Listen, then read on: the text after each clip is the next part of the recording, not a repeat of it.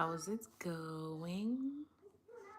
How is it going? How are you doing? How are you doing?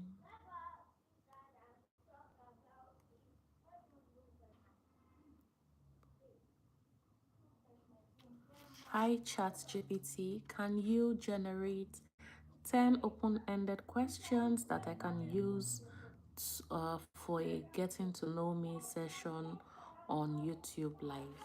Thank you. How is it going over there? Welcome to live chat. Remember to guard your privacy and abide by our community guidelines. Oh, okay. So I've asked ChatGPT to generate some questions. Let me reduce this light so that it can be better. Okay. Yes, this is better.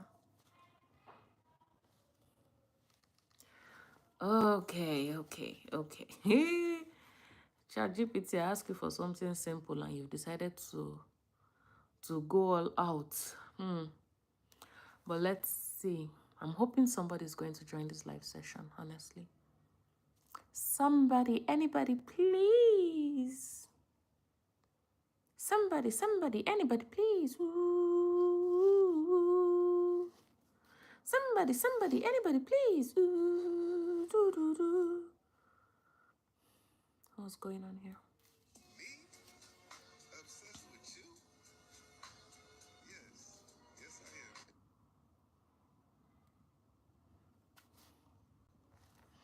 How's it going? How's it going? How is it going?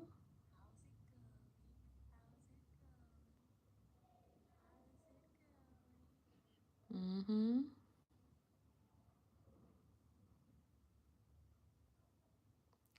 Okay, so the first question, according to their chat, is what's a childhood memory that still makes you smile today? Unfortunately, I am somebody with a very, very short memory, and somehow I have realized that it is bad memories that tend to stay longer. Like the first question ChatGPT generated is, what's a childhood memory that still makes you smile today? I'm really, really trying to be honest. I'm really, really, really thinking about it. And hello, Sheikh. Hi. Louis Saints. I don't know if that's the pronunciation. Thank you so much for joining. And I can also see Shri. Hi. I don't know if you're a girl or a boy. If you're a boy, hi, handsome. If you're a girl, you're so cute. So, what is the childhood memory that I can think about that makes me smile? Okay, if there's anything that I love about my childhood is my mother being ever present. So while I was in secondary school, if you're in Nigeria as a secondary school student who is in the boarding house, there is this tendency, like I just had this assurance that if I call my mom, I give her maximum of 45 minutes, she is going to show up. I'm from Nigeria, I'm Yoruba, from Nigeria, from Ekiti State. So that was like one thing that always made me happy. Like I used to boast of it. In fact, there was a day I was being punished wrongly. This is a core memory for me, and I think I've shared this story more than I can count, not online, but amongst my friends. My secondary school is this Christian secondary school where they don't want boys to mingle with girls, and you know it is those kind of places that the mingling happens the most. So usually when there's light out, not light out to go and sleep, but if we have a power outage, for example, girls and boys want to separate because nobody wants to be in trouble. So on this particular day, my class was the one that was in charge of cleaning the dining halls, and there was a power outage. And immediately that happened, I'm like, I don't want anybody's trouble. All these teachers and their wala, I do not want their trouble. So I stepped out of the dining hall to wait outside so that once they bring the light, I would go back into the dining hall. Fortunately or unfortunately, as I stepped out, another guy, a classmate of mine, also stepped out of the hall for the exact same reasons. And while we were out there, a teacher walked out and saw both of us standing outside. And this man began to make an unnecessary scene. What are you doing outside here? The two of you are kissing. Like, bear in mind, I was in secondary school, which means I was like 15, 16, thereabout. Oh, two of you are kissing outside. This man started to yell, started to make a scene. He was like, you know what? Both of you follow me. And this is a boy that I would say we are not exactly on talking terms. We are not exactly friends. Even till now, like, we barely say hi to each other. I see him online every now and then, but we barely talk. And this man he was shouting and raking, and everybody was looking like, Dami and this guy are not even friends. But you know, teachers, they would not exactly believe what you're saying. So they made us to kneel down. They started talking. We had a guidance counselor then. And part of the reason why I would never go for therapy, no matter what I am going through, I would rather sleep, is this guidance counselor. You are a guidance counselor. You are supposed to de-escalate issues. You're supposed to advise. She was a woman. You're supposed to call me and speak to me and understand, try and figure out whether I'm lying or I'm saying the truth. But this woman was the one adding kerosene to the fire. She was the one adding the fuel to make the embers of the flame to glow brighter and bigger. She was like, that's how they used to do all these children. That's how they used to do useless people. A guidance counselor. And the whole thing was just very, very messy that day. And it got to a point, I am actually a very stubborn person. I'm very stubborn. And this boy too is also very stubborn. I think that is part of why we couldn't just be friends. I am very stubborn. He's very stubborn. If we try that friendship thing, it definitely going to have friction. And then it was eventually, I think both of us just had it up to here. And somehow the both of us just started to like get angry and began to speak back at the teachers like, okay, enough of this nonsense. The worst thing that you people can do at this point is to probably suspend us or expel us, but you're not going to continue to dehumanize us. You're not going to continue to embarrass us like this. Like, I don't even speak to this person on a normal day. Like, both of us just started to shout back at the teachers, and we were like, see, we are even ready to get expelled today. Call our parents. I am very sure if you call my mother at that time of the night, she give her 30 minutes, she will be at the school's gate. So I was like, call my mom, enough of this rubbish. I know myself. And then the guy too was like, call my mom, this is rubbish. I'm not going to take this. And the both of us were just shouting. And it was very obvious that, okay, these two people are terrible. Like, when I get angry, I just go on ranting nonstop. And I think he's also that kind of person. And eventually, I really can't remember how the matter ended, but I'm sure it did not go beyond that night because we got to a point where the embarrassment was too much. We were not having it and we just had to speak up. And somehow, I think the teacher just let us go and the matter just ended there. So, core memory for me from my childhood that makes me to smile is knowing that no matter no matter where I am, my mom is just one phone call away and she is going to show up. So most of the time when I go online and I see people telling stories about their parents not being present, I feel bad because I cannot relate.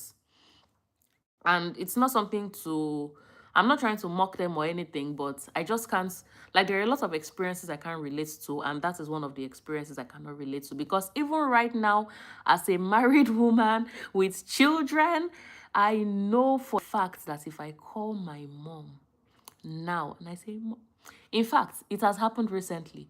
I had my baby last year. She's just 1 year old. And in the middle of the night, this girl stopped breathing. And I had to rush her to the emergency room for resuscitation. While we were going to the emergency ward, we were doing the CPR the best way that we can. So we rushed her to the emergency ward for resuscitation. And while I got to the emergency ward, I handed over the baby to the doctors. And I'm like, she's not breathing. Please help me. She's not breathing.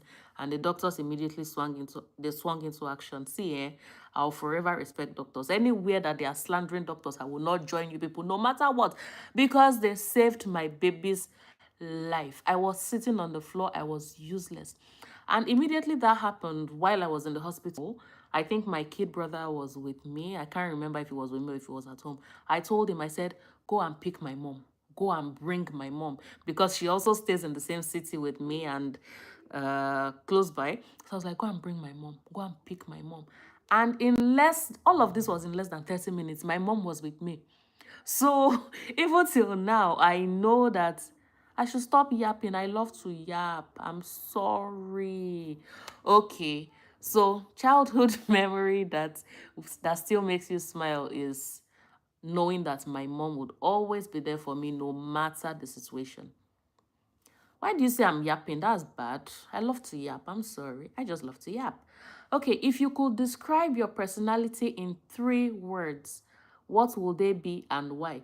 You said I should describe my personality in 3 words, and then you are giving me extra. What would they be and why?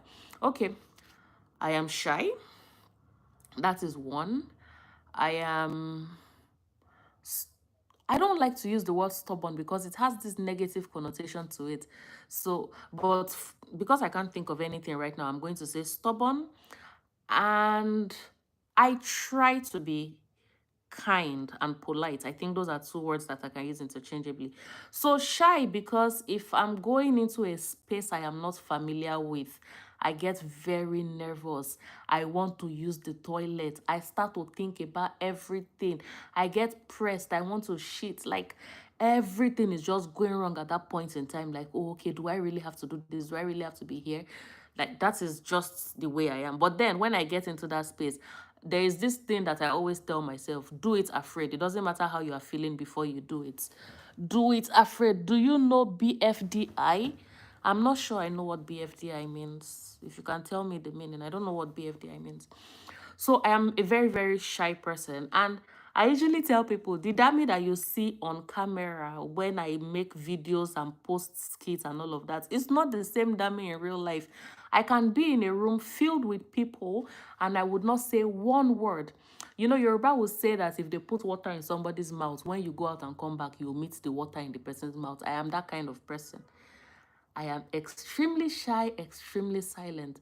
But then, as much as I am shy, I am also that stubborn. Meaning, I know they agree. If there's something in my mind that this is how it is supposed to be, especially when I have that conviction that this is what it is, I can be like a dog with a bone. I am not going to let it go. So I can be unnecessarily stubborn, which is a vice. The story about these glasses, thank you for telling me my glasses are cute. The story about these glasses, I told my husband, let's go for window shopping. And he was like, oh, okay, let's go. I bullied him into going for window shopping with me. And then we walked into this place. I had already gone there for my own window shopping. So I saw this frame and I knew I loved it. And then I took my husband on the window shopping with me. And then when we got there, I was like, this frame is nice. Don't you think it will fit me? And he was like, oh, okay, it will fit you, you know. And then I picked it up and they were like, how much is it? And they told us the price. I think it was about $1,000. They told us the price and he looked at me like, really? I'm like, no, it's just window shopping. Don't worry, you don't need to buy it for me. And he looked at me, was like, really? You know why you brought me here? I'm like, no, babe, it's just window shopping. You don't have to buy it. And he was like, okay. And then the next day, he bought it for me and delivered it to me. So it is one of my prized possessions. I am a hoarder, so this is one of the things I'm going to hoard for the rest of my life because he bought it for me. I got them last year. I got them last year from my husband.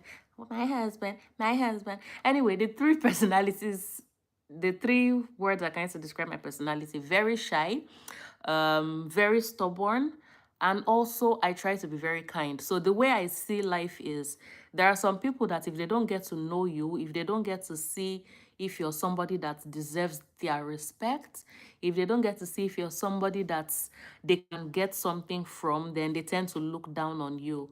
So I don't rock, like I don't move with that kind of philosophy.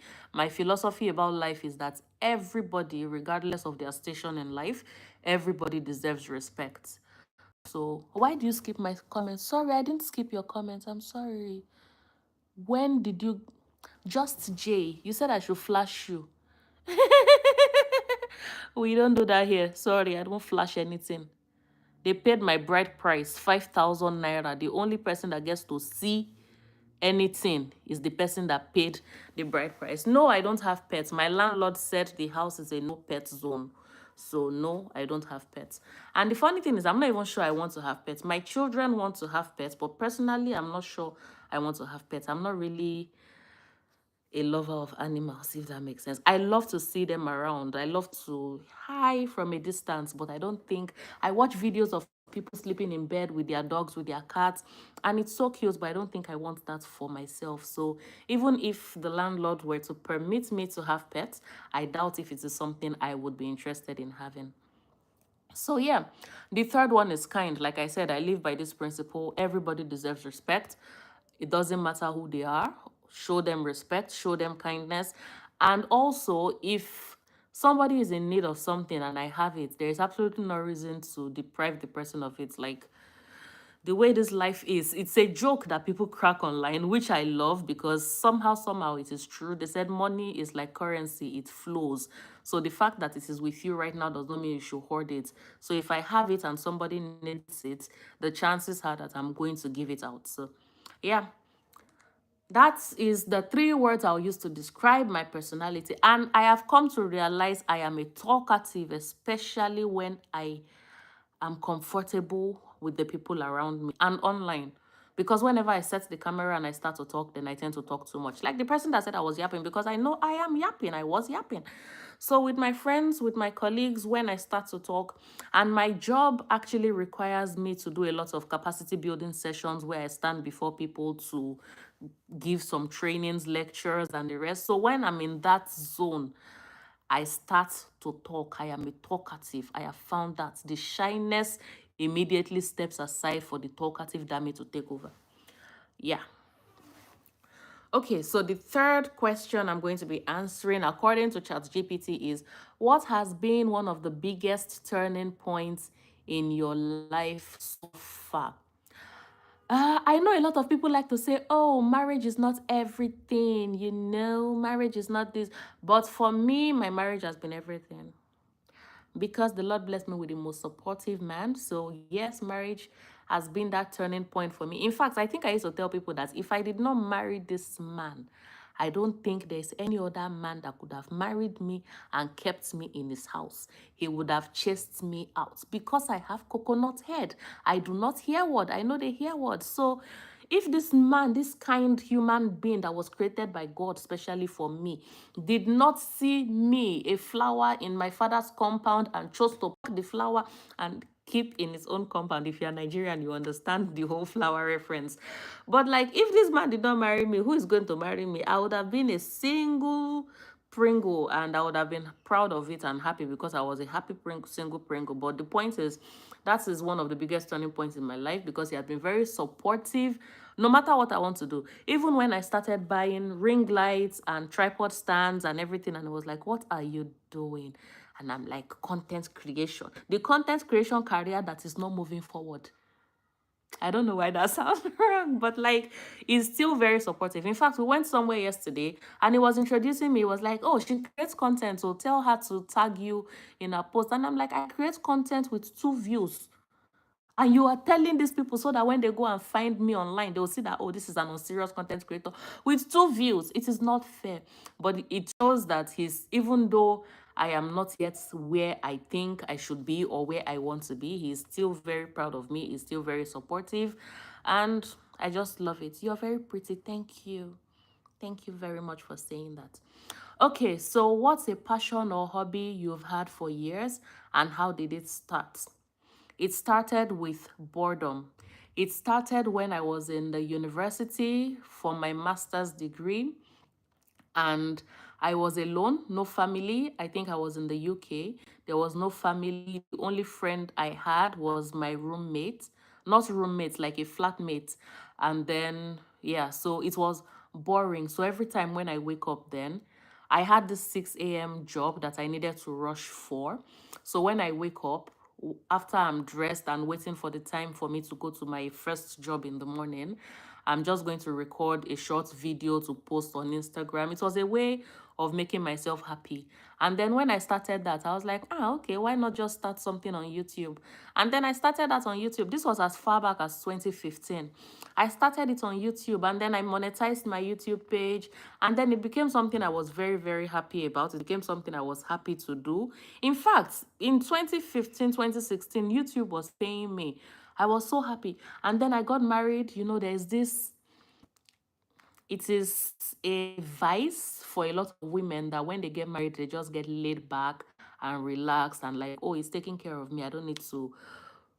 That wasn't like what I was doing, but you get the point is that I relaxed a little bit, because if I had taken it serious and continued with the same momentum I started, I probably wouldn't have been demonetized by YouTube. But well, I got demonetized, and now I'm like, okay, I'm trying to get back into that vibe.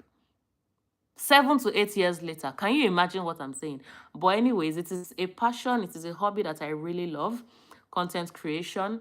And also, I run like a local NGO here. It is a community development initiative. We do a lot of outreaches, food outreach, capacity building session. And also this year we started a spelling bee initiative for public school students, that is students that are enrolled in government-owned schools in Nigeria, the junior category. And we have this spelling bee competition for them, where the winner, top three winners at the end of from each school, we give them a 1 year scholarship. It is something that I love. And even though the kind of funding I was hoping for it did not come, but it was something that I was like, no matter what happens, this has to be a success, even if I have to use my own personal money, which I had to at some point for it. So that is another passion that I love. Content creation and then volunteering for NGOs. I love it, and it is something I'm going to continue to do, whether I'm getting paid for it or not.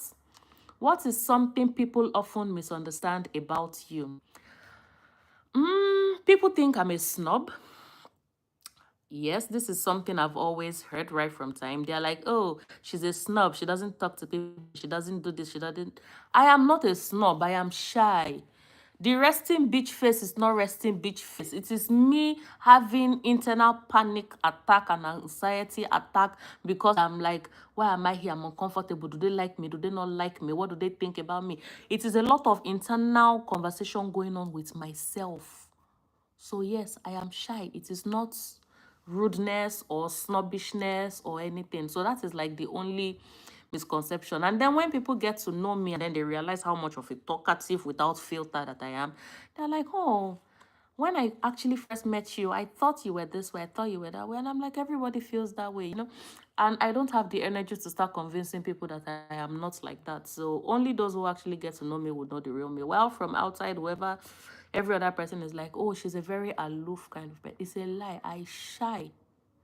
Anyway, that is what I think people misunderstand about me. Maybe other people would have something to say because they would know better. Then number 6 question, if you had to pick one life lesson you keep learning over and over, what would it be? In this one, I usually tell people that experience is not always the best teacher. I don't need to experience it before I learn something from it. So most of the time, I try to learn from other people's experiences. So something that is a life lesson, I would say humility, which sounds somehow like there is this boss of mine that I really, really respect. And the humility around the way he carries himself, the humility, the way he interacts with people, like no matter your station in life, the way he interacts with you, it is something that I really admire. And no matter, like, do you know there are times that you're just not in the mood? So no matter the situation, no matter what my mood is like, I'm like, you go to this guy and you don't even know when it has at his lowest or at his highest or at his best or whatever, and he's still very accommodating. So what is your excuse? Because of small life challenge, because your husband is not talking to you, because you don't have money to buy something you want to buy. It is never enough reason for you to snap at anybody. So that is one life lesson for me. No matter what I am going through, when anybody approaches me, I respond to them with a smile and with as much pleasant Does that make sense? As much pleasantness. English is my first language, but yes, it's not every time that I know how to use it. So, yeah, just whenever anybody approaches you, you should not wear your problems, your worries, whatever it is on your face. Be pleasant when people approach you, respond to them with respect, and life is not that hard, honestly. So, number 7, what motivates you to keep pushing forward even on tough days? Failure motivates me. I do not want to fail. There's no bigger motivation than that. I do not want to fail. I have children. On Nigerian social media, something has been trending. Uh, Competition between nepo babies and lapo babies. So nepo babies are more like nepotism babies, children of influential people who made it or who got things easy in life as a result of nepotism, while lapo babies are the rest of us who had to struggle our way through lives and then we are making it. So this competition or this has been trending on Nigerian social media and I love it so much. So what motivates me is that I am not a nepo baby, quite all right, but I want my children to be nepo babies. So I am not going to fail. I am not going to fail them. They would benefit from my hard work, no matter what I have to do. So on days when I'm like, okay, I don't want to do this. It is embarrassing. I don't want to do this. Like this evening, I wanted to just sleep. Like, I wanted to sleep. I love to sleep. It is one of my favorite hobbies. But I'm like, Dami, your mate, if you go online, there is this YouTuber that I really love, Crazy K. She's one of my best YouTubers. You go online every night and she's online. She has millions of subscribers and she's still passionate about her craft.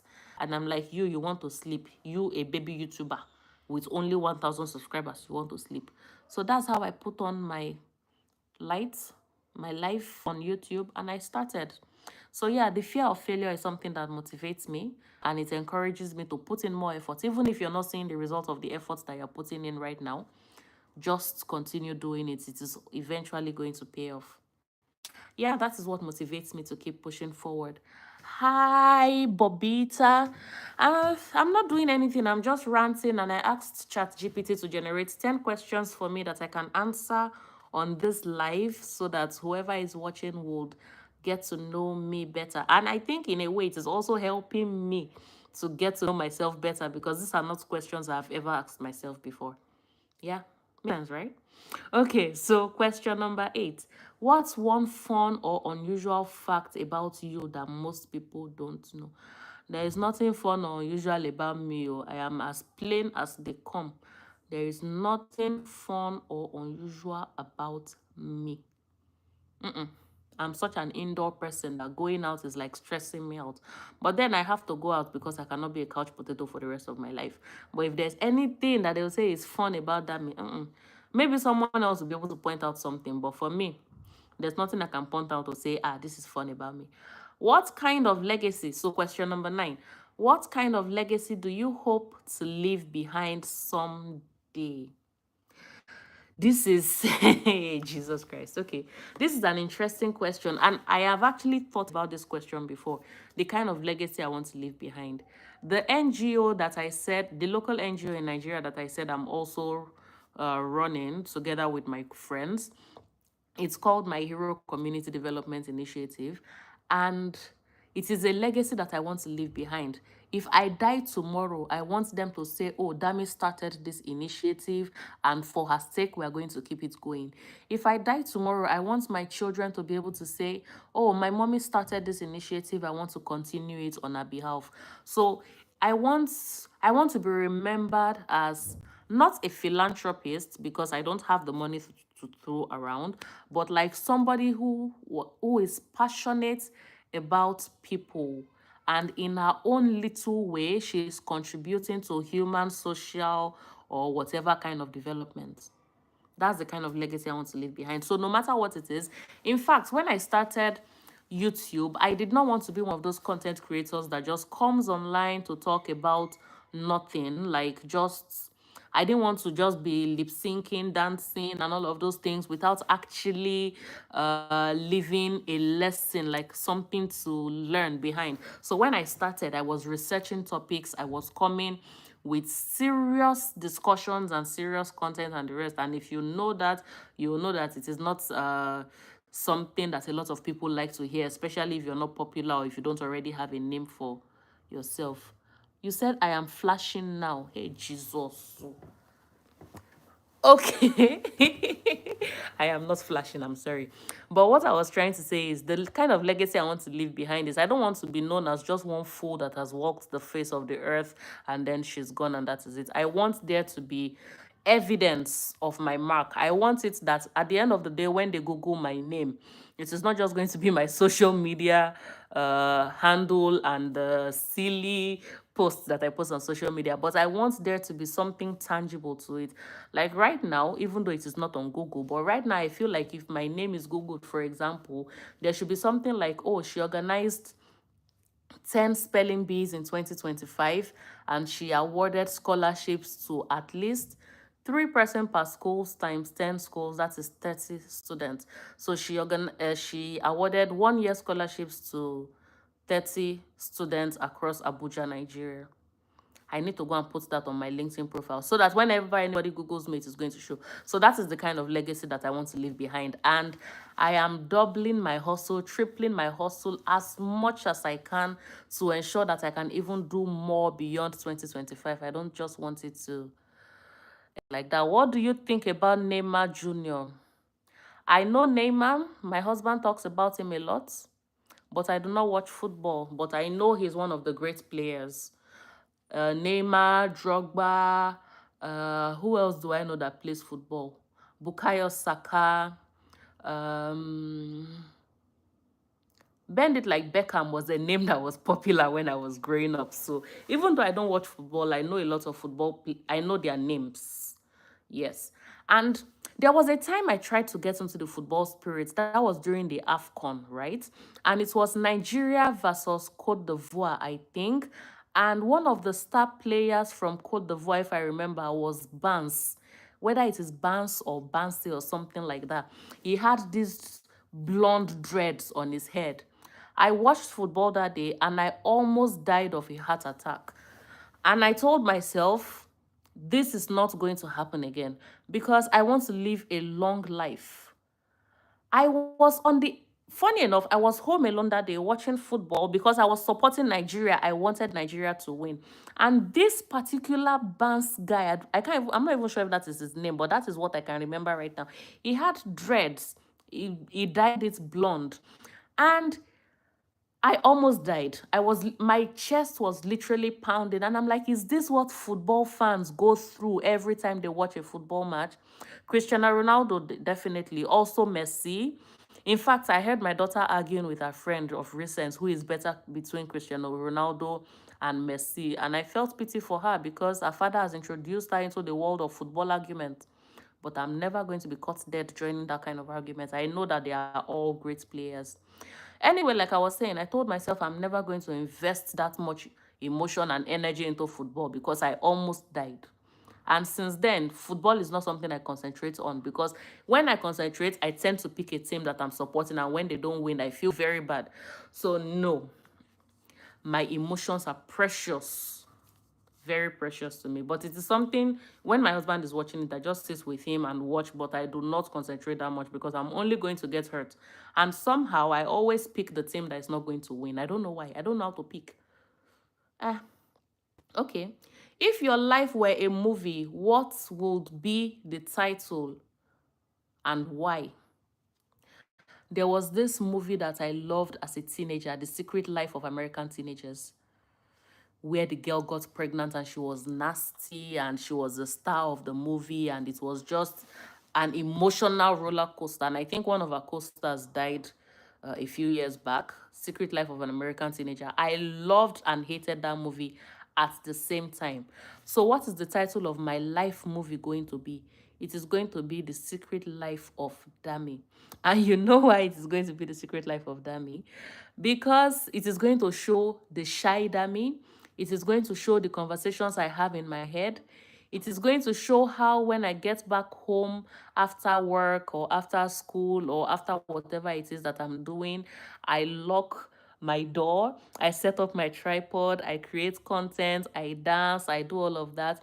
And then as soon as I am done with all of that, I put off the lights, I put on everything, I open my door, and then I'm out of my room with a serious face.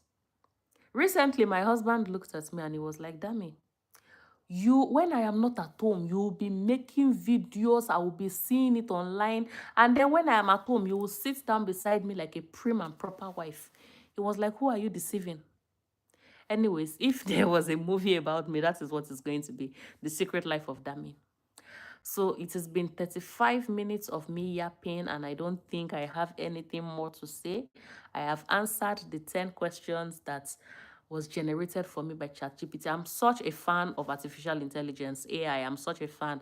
I'm trying to learn how to use AI as much as possible. I've been telling people that AI is going to take over the world. See Grok, see Meta, see ChatGPT, see Gemini, see InVideo. Like a lot of AI applications, they are literally going to take over the world, and only the people who have mastered their use will be relevant. So, yeah, I'm trying to also pick up on that. And that's it about me. Maybe tomorrow I'll also ask ChatGPT to generate 10 new questions that I can answer.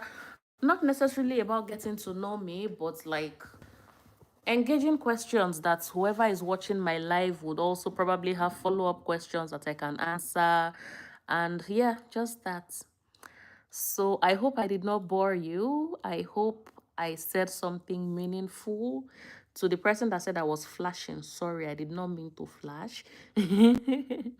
Have you seen that new Shane giveaway? Mm, no. And also because I'm not really a fan of giveaway. If I see giveaways, I hardly would be interested in it. So because it's not something I'm usually interested in, the ads don't bring it my way. Usually I'll swipe it away and choose not interested. So the algorithm already understands not to bring it my way. I like free stuff, but then I don't like free stuff like that. So yeah. And a lot of the clothes I see on Shein are not things I can wear. My fashion style is outdated, old school, and Shein is all about showing off curves that I don't have. So yeah, I'm not really. I love Shein. I love what they are doing, but I'm just not a fan of their clothing. So yeah, I think I have 3 minutes more to go on this live. If you have any question, let's see if I can answer. There are a lot of hola, hi, and everything. Hi, hello. Hello to all of you. Thank you for joining my live. I really appreciate it. It made me feel better to know that I wasn't just talking to myself. Thank you so much. Thank you for getting to know me. I love to yap. It's one of my favorite things to do. I think earlier this year, I said, oh, I'm not going to advise anybody again. Nobody should come and meet me for advice. But it is a lie. It's a lie. When anybody comes to me and say, Dami, I have this idea. What do you think? Before you know it, I start to yap. In fact, at some point, I said that I was going to open a business consulting service so that when anybody wants to pick my brain, you pay consultancy fee and then we can talk for as long as you, not for as long as you want. Your consultancy fee will only cover 1 hour. So after the 1 hour, when I'm done talking, because I need the money to buy Panadol and cure my headache when I'm done talking to you. So you're going to pay consultancy fee for me to talk to you for 1 hour.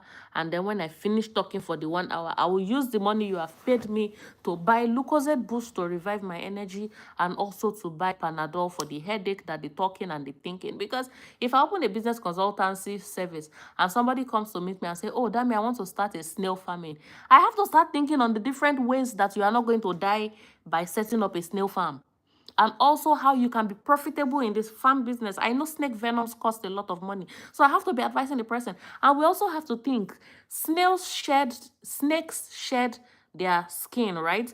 Don't just throw the skin away. What can we do with it? You are paying me to pick my brain, so When I pick the brain, I will have headache, and then I have to buy headache. So that is why the consultancy fee is there. And apart from the money for the Panadol to cure the headache, I need the money to pay the rent. I need the money to eat, because if I don't eat, I will starve. If I starve, I will die. And then who are you going to be talking to? So you see, part of the reasons why you will need to pay for my consultancy. If you ask me what led to this talk about consultancy now, I do not know. I do not remember. Okay, thank you so much for coming on my live. I have 15 seconds to log out.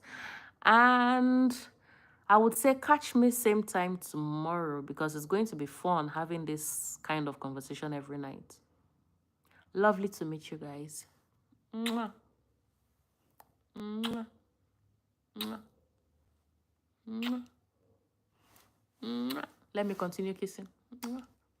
Mwah. Hi, I'm Dami. Hi, I'm Dami. Nice to meet you. Hi, I'm Dami. Nice to meet you. Thank you for joining my live. Hi, I'm Dami. Nice to meet you. Thank you for joining my live. Hello. Hello. Oh, God. Thank you. Bye. Are you sure you want to stop streaming? Yes.